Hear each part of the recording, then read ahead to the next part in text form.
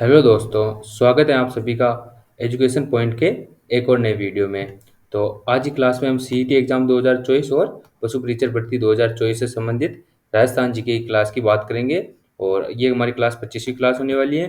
तो 2000 प्रश्नों की सीरीज में आज की 25वीं क्लास में हम राजस्थान इतिहास, भूगोल और कला संस्कृति से संबंधित महत्वपूर्ण प्रश्नों की बात करेंगे।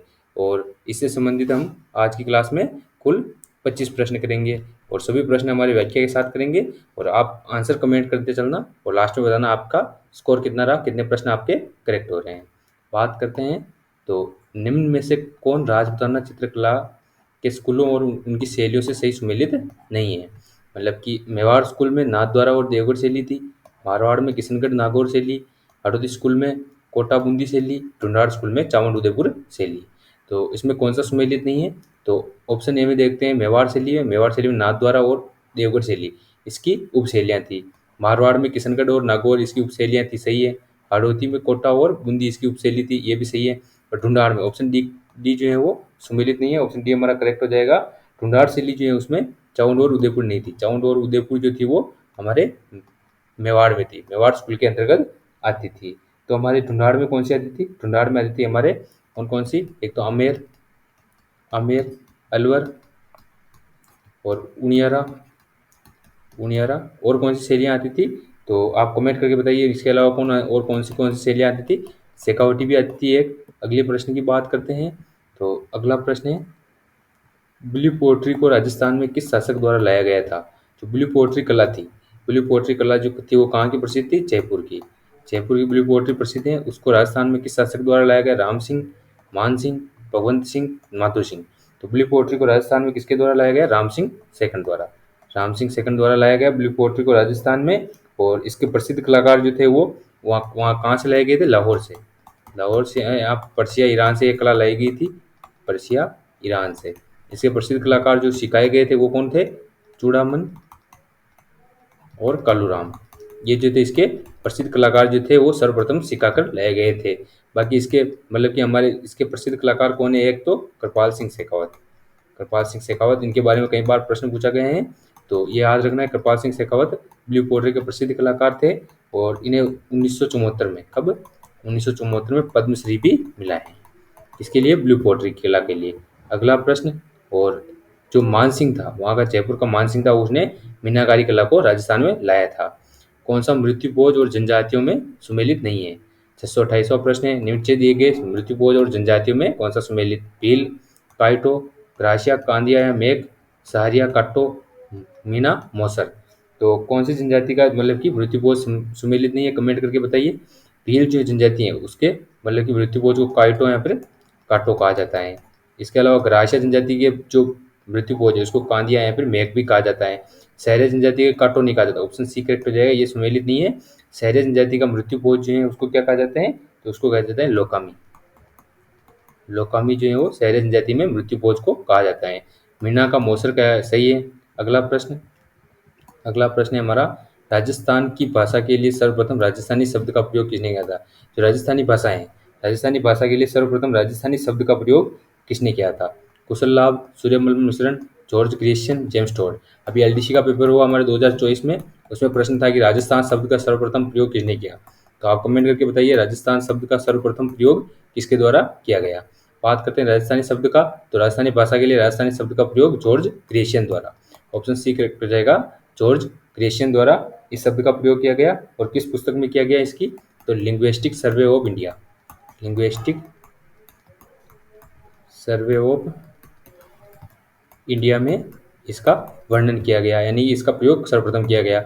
और कब की है? तो 1907-8 की। और इसका प्रकाशन 1907-8 में हुआ। 8 इसका 1908 ये प्रश्न एक बार पूछा गया था असिस्टेंट प्रोफेसर के पेपर में। और इसने राजस्थानी भाषा को कितने भागों में बांटा है? 5 भागों में। ये भी प्रश्न पूछा गया है कि राजस्थानी भाषा को कितने भागों में बांटा है? 5 भागों में बांटा है।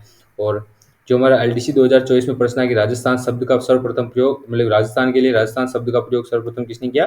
कर्नल जेम्स टोड ने, कर्नल जेम्स टोड ने, जिसे हम राजस्थानी इतिहास का पिता भी कहते हैं। और उसने कब किया, ये आप कमेंट करके बताइए कब इसका प्रयोग किया। अगला प्रश्न, तो अगला प्रश्न है, अभानेरी और राजौरगढ़, अभानेरी और राजौरगढ़ कलात्मक वैभव किस काल के हैं? जो अभनरी मंदिर और राजौरगढ़ में मंदिर हैं वो किस काल के हैं? गुर्जर प्रतिहार, चौहान, राठौड़, परमार। तो अभनेरी, राजौरगढ़ ये किस काल के हैं? गुर्जर प्रतिहार कालीन मंदिर है। गुर्जर प्रतिहार कालीन या फिर किस शैली में बने? महामारू शैली में, महामारू शैली में। और राजस्थान के कौन कौन से मंदिर जो हैं वो महामारू शैली में बने हैं? तो देखते हैं अपन कौन कौन से मंदिर हैं। सबसे पहले किराड़ू सोमेश्वर मंदिर, किराड़ू मंदिर लिख रहा हूँ मैं यहाँ पे। किराड़ू का सोमेश्वर मंदिर कहाँ पर है? तो बाड़मेर में। हर्षनाथ मंदिर कहाँ पर है? हर्षनाथ मंदिर ये कहाँ पर है? सीकर में। हर्षनाथ मंदिर सीकर में है। इसके अलावा बात करें तो अभानेरी मंदिर दौसा में, अंबिका मंदिर उदयपुर में, अंबिका मंदिर उदयपुर में, कुंभश्याम मंदिर चित्तौड़गढ़ में, ओशिया मंदिर, ओशिया का जो हरिहर मंदिर है, और कौन सा मंदिर? ओशिया का सचिका माता मंदिर। दोनों मंदिर जो है वो ओशिया मंदिर, दधी माता मंदिर ये भी महामारू शैली में बना है। इसके अलावा अहुआ का कामेश्वर मंदिर, हर्षद माता का मंदिर, ये कि हर्षद माता का मंदिर याद रखना, हर्षद माता का मंदिर ये पूछा गया है अभानेरी का, ये क्वेश्चन इंपॉर्टेंट है।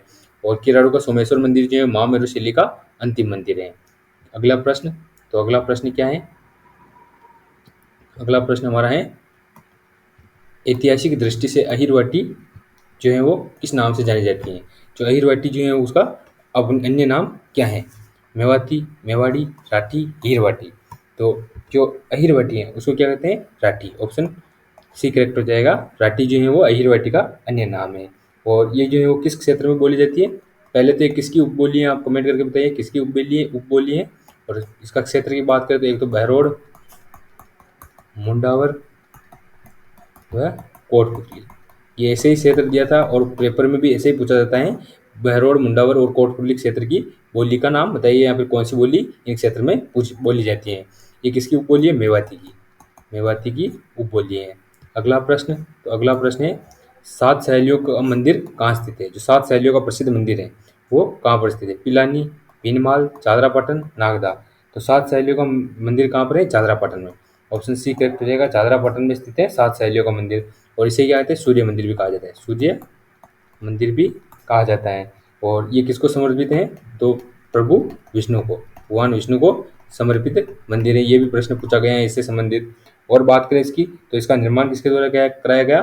तो इसका निर्माण नागभट्ट द्वितीय द्वारा, प्रतिहार शासक नागभट्ट द्वितीय द्वारा इसका निर्माण करवाया गया। अगला प्रश्न, तो अगला प्रश्न है हमारा वीर सतसई, बलवंत विलास, राम रंजाट के लेखक कौन है? श्यामल दास, सूर्यमल मिश्रण, गौरीशंकर, जगदीश। तो वीर सतसई, बलवंत विलास और राम रंजाट, इसके लेखक कौन है? इसके लेखक है हमारे सूर्यमल मिश्रण। सूर्यमल मिश्रण जो है वो उसका संबंध किस रियासत से था? बूंदी रियासत से था। और इन वीर सतसई, बलवंत विलास और राम रंजाट इनकी फर्स्ट रचना है, राम रंजाट इनकी फर्स्ट रचना है। बाकी जो हमारे वीर सतसई हैं, वीर सतसई में इन्होंने 1857 की क्रांति का वर्णन किया है। और इसके अलावा बात करें इसकी, तो ये जो है इनकी वो रचना है वंश भास्कर, वंश भास्कर में बूंदी का इतिहास है। और बात करें इनके तो धातु रूपावली, धातु रूपावली। और इनकी अन्य रचनाओं को आप कमेंट करके बताइए और कौन कौन सी रचनाएं थी। और ये जो थे वो बूंदी के राम सिंह द्वितीय के दरबारी विद्वान थे। अगला प्रश्न, तारा शर्मा का संबंध किस नृत्य से के प्रसिद्ध कलाकार हैं? भवई, तेरी ताली, तेरा ताली, कच्ची घोड़ी, घेर।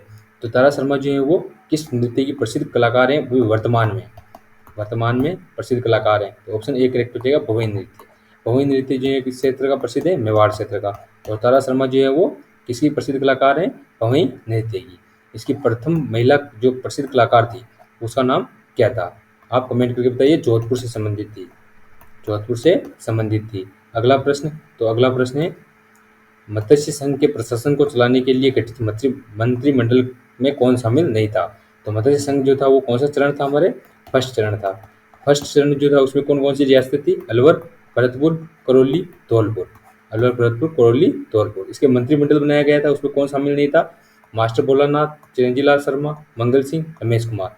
तो ये तो अलग ही नाम आ गए बिल्कुल, क्योंकि हमें सभी को पता है कि भाई इसके हम सब तो इसके राज प्रमुख और इसके प्रधानमंत्री और इसके उद्घाटनकर्ता ये पढ़ते हैं। इसका मंत्रिमंडल भी पूछा जाता है, ये भी आपको याद रखना है। इसमें थे मास्टर भोलानाथ, चिरंजी लाल शर्मा और मंगल सिंह, तीनों इसमें सम्मिलित थे। रमेश कुमार जो था इसमें सम्मिलित नहीं था। इसके अलावा कौन कौन थे? तो आप कमेंट करके बताइए इनके अलावा और कौन कौन थे, आप भी सर्च करना। अगला प्रश्न, तो अगला प्रश्न है रिको की स्थापना किस वर्ष की गई? 1990, 1989, 1980, 1971। तो रिको की स्थापना जो है वो किस वर्ष की गई? 1980 में। ऑप्शन बी सी करेक्ट हो जाएगा। 1980 में इसकी स्थापना कंपनी के रूप में की गई, कंपनी के रूप में की गई। अगला प्रश्न है, राजस्थान का तीसरा निर्यात संवर्धन पार्क कहाँ घोषित किया गया है या स्थापित किया गया? तो तीसरा निर्यात संवर्धन पार्क जो है वो कहाँ स्थापित किया? बोरानाडा, सीतापुरा, नीमराना, गिलोट। तो कहाँ पर तीसरा संवर्धन पार्क घोषित किया गया? यहाँ पे स्थापित किया गया नीमराना में। नीमराना कहाँ पर है? कोटपुतली, बहरौर जिले में। कोटपुतली, बहरौर जिले में। और पहला कहाँ पर था? तो सीतापुरा, जयपुर। सीतापुरा, जयपुर में पहला निर्यात संवर्धन पार्क स्थापित किया गया। और दूसरा जो है हमारे बोरानाडा, जोधपुर में। बोरानाडा, जोधपुर में स्थापित किया गया दूसरा। पहला हो गया सीतापुरा, जयपुर, दूसरा बोरानाडा, जोधपुर, तीसरा कोटपुतली, बहरौर, नीमराना क्षेत्र में। और अगले प्रश्न की बात करते हैं। तो अगला प्रश्न है, छोटी सर बड़ी सर उदयपुर में किसकी खान है? छोटी सर और बड़ी सर जो है उदयपुर में किसकी खान है? रॉक फास्फेट, टंगस्टन, पन्ना, मैग्नीज। तो छोटी सर और बड़ी सर जो है वो उदयपुर में किसकी खान है? मैग्नीज की। ऑप्शन डी करेक्ट हो जाएगा, मैग्नीज की खान है छोटी सर और बड़ी सर। इसकी बात करें मैग्नीज की खान, तो ये प्रसिद्ध कहाँ पर पाई जाती है? सबसे ज़्यादा बांसवाड़ा में। बांसवाड़ा में क्षेत्र पूछे तो कालाकुटा, कालाकुटा, लीलवानी, तलवाड़ा, ये क्षेत्र जो है वो बांसवाड़ा में मैग्नीज के प्रसिद्ध क्षेत्र हैं। अगला प्रश्न, तो अगला प्रश्न है, राजस्थान की कौन सी खाद्यान्न फसल के उत्पादन में भारत में प्रथम स्थान पर है? राजस्थान कौन सी खाद्यान्न जो फसल है उसके उत्पादन में भारत में प्रथम नंबर पर है? मक्का, मूंगफली, चना, बाजरा। तो कौन सी खाद्यान्न फसल है? बाजरा। ऑप्शन डी करेक्ट हो जाएगा। बाजरा जो है उसका मतलब कि भारत के कुल बाजरा उत्पादन का लगभग 22%, लगभग 22% या 1/5 भाग जो है वो राजस्थान उत्पादित करता है। तो राजस्थान इसमें फर्स्ट नंबर पर है, सर्वाधिक उत्पादन करता है। बाकी मूंगफली में ये दूसरे नंबर पर है, चना में ये तीसरे नंबर पर है। और बात करें तो मूंगफली जो है वो राजस्थान के किस क्षेत्र में होती है? लूणकरण क्षेत्र, लूणकरणसर क्षेत्र में होती है, बीकानेर में। अगला प्रश्न, तो अगला प्रश्न क्या है, राजस्थान में सबसे बड़ा कंजर्वेशन रिजर्व कौन सा है? तो राजस्थान में कुल कितने कंजर्वेशन रिजर्व हैं? 2023-24 के अनुसार, आर्थिक समीक्षा 2023-24 जो है उसके अनुसार कितने कंजर्वेशन रिजर्व हैं? कमेंट करके बताइए। शाहबाद बारा, मनसा माता नीमका थाना, वाड़ा खेड़ा सिरोही, रणखार सांचौर। ये भी मनसा माता का प्रश्न तो पूछा गया था किस क्षेत्र में? तो झुंझुनू ऑप्शन आया था। और ये किसमें प्रश्न पूछा गया था? तो आरपीएससी का पेपर था, हमारे संस्कृत विभाग का पेपर था।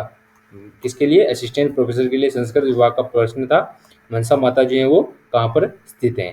तो कंजर्वेशन रिजर्व से भी पूछा जा सकता है प्रश्न आपसे भी। तो आप बताइए कि भी कुल कितने कंजर्वेशन रिजर्व हैं सबसे पहले तो। और बात करते हैं सबसे बड़ा कंजर्वेशन रिजर्व। तो सबसे बड़ा कंजर्वेशन रिजर्व है हमारे कौन सा? शाहबाद बारा। ऑप्शन ए करेक्ट हो जाएगा। शाहबाद बारा जो है वो सबसे बड़ा कंजर्वेशन रिजर्व है। और सर्वाधिक कंजर्वेशन रिजर्व भी हमारे 12 में है। ऑप्शन मतलब कि 12 जो है वहाँ पर भी सर्वाधिक कंजर्वेशन रिजर्व है। बाकी वाड़ा खेड़ा सिरोही में है, रणखार जो है सांचौर में है। इंपॉर्टेंट है ये सब। और 36 कंजर्वेशन रिजर्व कुल हमारे राजस्थान में घोषित हैं। अगला प्रश्न, तो अगला प्रश्न है, कमरों को खुशबूदार और ठंडा रखने के लिए किस घास का प्रयोग किया जाता है? तो कमरों को खुशबूदार और ठंडा रखने के लिए मोतिया घास, खस घास, सेवण घास, करड़ घास। तो कमरों को खुशबूदार और ठंडा रखने के लिए खस घास का प्रयोग किया जाता है, जो किस क्षेत्र पर पाई जाती है? भरतपुर क्षेत्र में पाई जाती है। भरतपुर, छोटानागपुर, अलवर इस क्षेत्र पर पाई जाती है कमरों को ठंडा और खुशबूदार रखने के लिए। मोतिया घास, मोतिया घास मिट्टी घास है जो ताल छापर चूरू में पाई जाती है। ताल छापर चूरू अभ्यारण्य यहाँ पर ताल छापर चूरू क्षेत्र में पाई जाती है मोतिया घास। अगला प्रश्न, तो अगला प्रश्न है हमारा, आईजीएनपी का संभागीय मुख्यालय कहाँ स्थापित किया गया? तो आईजीएनपी जो इंदिरा गांधी नहर परियोजना है उसका संभागीय मुख्यालय कहाँ पर स्थापित किया गया? बीकानेर, हनुमानगढ़, जयपुर, जैसलमेर। तो इम्पोर्टेंट क्वेश्चन हो गया। आप सभी कमेंट करके बताइए आईजीएनपी का संभागीय मुख्यालय कहाँ पर है? जो आईजीएनपी है वो राजस्थान की सबसे बड़ी नहर परियोजना है और आधुनिक मतलब कि भारत का आधुनिक राजस्थान का तीर्थ भी कहा जाता है और राजस्थान और भारत की सबसे बड़ी नहर परियोजना है। इसके अलावा बात करें तो इसका संभागीय मुख्यालय जो है वो जयपुर में। ऑप्शन सी करेक्ट रहेगा, जयपुर में है। बाकी आप सभी हम सभी सोचते हैं कि भाई इनसे गुजर रहे हैं तो इनमें होगा, बाकी जयपुर में इसका संभागीय मुख्यालय पड़ता है। अगला प्रश्न, तो अगला प्रश्न है, नवनेरा बांध किस तहसील में स्थित है? नवनेरा बांध सांगोद, बिगोद, दिगोद, पिवलोद। तो नवनेरा बांध है वो किसके तहत शुरू है? तो ईस्टर्न नहर कैनाल परियोजना है, ईस्टर्न साइड की पूर्वी राजस्थान नहर परियोजना जो है उसके तहत बनाया गया नवनेरा बांध काली सिंध नदी पर। कौन सी नदी पर? काली सिंध नदी पर। सांगोद स्थान पर है। किस तहसील में है? सांगोद तहसील में। तो आप सभी कमेंट करके बताइए कौन से जिले में है काली सिंध नदी पर? सांगोद तहसील में। अगला प्रश्न, तो अगला प्रश्न है दुगारी झील और कनक सागर झील किस जिले में स्थित है? दुगारी और कनक सागर जो झील है वो किस जिले में स्थित है? जयपुर, बूंदी, डूंगरपुर, उदयपुर। तो दुगारी झील और कनक सागर झील जो है किस जिले में स्थित है? बूंदी जिले में। ऑप्शन बी करेक्ट हो जाएगा। बूंदी जिले में पड़ती है हमारे कनक सागर झील और दुगारी झील। अगला प्रश्न, वाकल, मेसवा, हाथीमती किस नदी की सहायक नदियां हैं? मही, बनास, साबरमती, चंबल। तो वाकल, मेसवा, हाथीमती ये किसकी सहायक नदियां हैं? साबरमती। ऑप्शन सी करेक्ट हो जाएगा, साबरमती की। और साबरमती जो है किस से कहाँ की नदी है? उदयपुर में। उदयपुर में ओनली एक ही जिले में उदयपुर में बहती हैं। और साबरमती जो है इसका उद्गम कहाँ से है? आप कमेंट करके बताइए उसका उद्गम कहाँ से है। और बात करें वाकल, मेसवा, हाथीमती, इसके अलावा मानसी, ये सब जो है वो ये किसकी साबरमती की मतलब की सहायक नदियां हैं। और ये गुजरात की साबरमती जो है वो गुजरात की प्रमुख नदी है। इसका उद्गम आप सभी कमेंट कीजिए उद्गम कहाँ से होता है। अगला प्रश्न, तो अगला प्रश्न है जेप्सी फेरस मृदा राजस्थान के किस क्षेत्र में पाई जाती है? तो जेप्सी फेरस मृदा है और राजस्थान के किस क्षेत्र में? उदयपुर, कोटा, गंगानगर, बीकानेर। तो जेप्सी फेरस मृदा जो है राजस्थान के किस क्षेत्र में पाई जाती है? तो ऑप्शन डी करेक्ट हो जाएगा, बीकानेर में। जेप्सी फेरस मृदा जो राजस्थान का कृषि विभाग है उसके द्वारा अलग से जारी की गई 14 मृदाएं हैं, उनको अलग से जिलों वाइज जारी किया गया है, पुराने जिलों के हिसाब से ही है। तो बीकानेर में पाई जाती है जेप्सी फेरस मृदा। उदयपुर और कोटा में पर्वतीय मृदाएं उनके अनुसार। और कौन सी? तो गंगानगर में। गंगानगर में कौन सी मृदाएं? एक तो रेवेरिना, रेवीरिना। और कौन सी है? तो एक साइरोक्स, साइरोक्स मृदा पाई जाती है कहाँ पर? गंगानगर में। अगला प्रश्न, तो अगला प्रश्न है राजस्थान में पहला पवन ऊर्जा संयंत्र कहाँ स्थापित किया गया? अमर सागर, देवगढ़, बीटली, सोडा। तो राजस्थान का पहला पवन ऊर्जा संयंत्र कहाँ स्थापित किया गया? अमर सागर। अमर सागर कहाँ पर है? जैसलमेर में, जैसलमेर में। दूसरा देवगढ़ प्रतापगढ़ में है। तीसरा बीटली जो हमारे जोधपुर में है। और सोडा जैसलमेर में चौथा है। बाकी निजी क्षेत्र में पहला जो है वो कहाँ स्थापित किया गया? निजी क्षेत्र में। निजी क्षेत्र में पहला जो है वो प्रथम वो कहाँ पर है? बड़ा बाग। और बड़ा बाग कहाँ पर है? तो बड़ा बाग हमारे जैसलमेर में है। जैसलमेर में सबसे ज़्यादा पवन ऊर्जा संयंत्र स्थापित किए गए। पहला तो अमर सागर जैसलमेर में स्थापित किया गया और निजी क्षेत्र का पहला बड़ा बाग जैसलमेर। अगला प्रश्न, तो अगला प्रश्न है निम्नलिखित में से कौन सा पठार अरावली के पर्वत से संबंधित नहीं है? अरावली से संबंधित नहीं है कौन सा? उड़िया का पठार, रसाड़िया का पठार, फोराट का पठार, बघेलखंड का पठार। तो अरावली से संबंधित कौन सा पठार नहीं है? कमेंट करके बताइए। उड़िया का पठार जो है सबसे ऊंचा पठार है राजस्थान का, सबसे ऊंचा पठार। कितना ऊंचा है? 1360 मीटर ऊंचा है।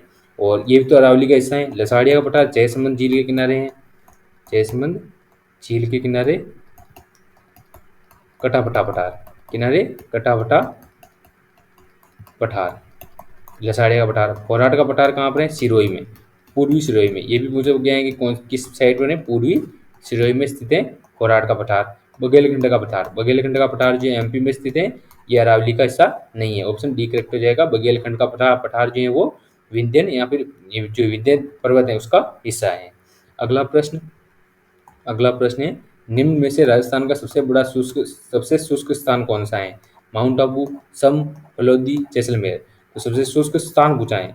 आप सभी अच्छे से देखना प्रश्न को। राजस्थान का सबसे शुष्क स्थान पूछा है तो ये कौन सा हो जाएगा? फलोदी। ऑप्शन सी करेक्ट हो जाएगा। फलोदी जो है सबसे शुष्क स्थान है। बाकी जैसलमेर जो है सबसे शुष्क जिला है। सबसे शुष्क जिला है कौन सा है? जैसलमेर।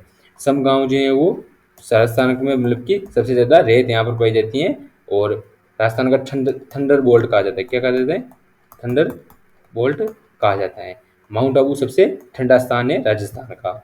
अगला प्रश्न, तो अगला प्रश्न है राजस्थान में लाडली योजना की शुरुआत कब हुई? लाडली योजना जो है उसकी शुरुआत कब हुई? 2022, 2023, 2024, 2021। तो कमेंट करके बताइए लाडली योजना की शुरुआत कब हुई? तो लाडली योजना का संबंध जो है वो मतलब कि हमारे जो प्रदेश की महिलाएं या लड़कियां जो हैं उन्हें सशक्त बनाना, यानी कि उन्हें सशक्त बनाना ताकि वो मतलब कि उनकी सुरक्षा के लिए मतलब प्रत्येक चौराहे पर कैमरे लगाए जाएंगे इस योजना के तहत। तो ये कब स्टार्ट हुई? 2024 में, फरवरी 2024 में जो है वो बजट के दौरान इसकी घोषणा की गई, लाडली योजना की। और लाडो योजना की भी शुरुआत की गई, किसमें? तो लाडो योजना की शुरुआत भी बजट के अनुसार ही की गई। तो दोस्तों, ये थे हमारे आज के प्रश्न, जिनमें से आपके कितने प्रश्न करेक्ट होते हैं कमेंट करके बताना, और आपका स्कोर कितना रहा। मिलते हैं नेक्स्ट क्लास में, तब तक बने रहिए। धन्यवाद।